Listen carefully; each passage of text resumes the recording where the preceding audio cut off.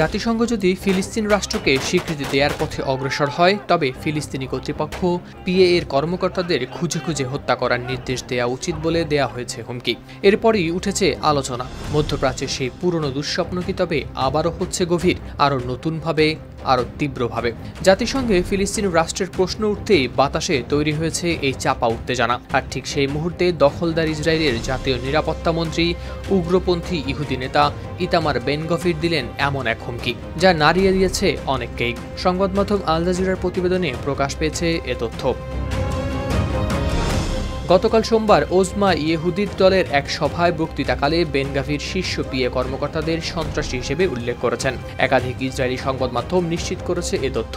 Ben গাভিরের হুমকির বরাত দিয়ে জেরুজালেম পোস্টের খবরে বলা হয়, যদি তারা ফিলিস্তিনি সন্ত্রাসী রাষ্ট্রকে স্বীকৃতি দেওয়ার প্রক্রিয়া ত্বরান্বিত করে এবং জাতিসংঘ একটি ফিলিস্তিন রাষ্ট্রকে স্বীকৃতি দেয়, তাহলে ফিলিস্তিন কর্তৃপক্ষের জ্যেষ্ঠ কর্মকর্তাদের বেছে বেছে হত্যা করার নির্দেশ দেওয়াই উচিত হবে, কারণ সব দিক থেকেই তারা সন্ত্রাসী।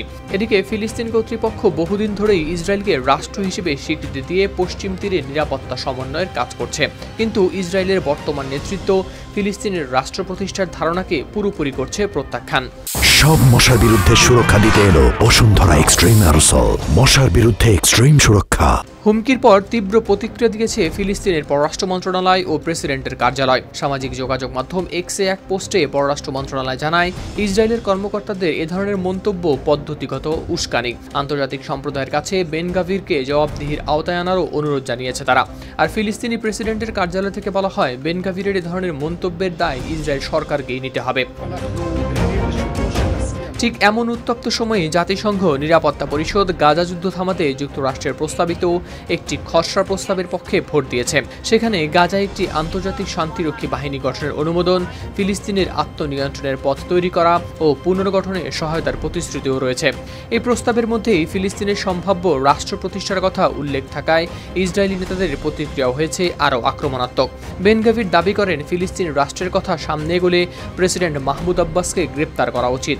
এমনকি তিনি বলছেন, তার জন্য নাকি কারাগারে বিশেষ কক্ষ প্রস্তুত আছে। তার আরেকটি বক্তব্য তৈরি করেছে আরও বিতর্ক।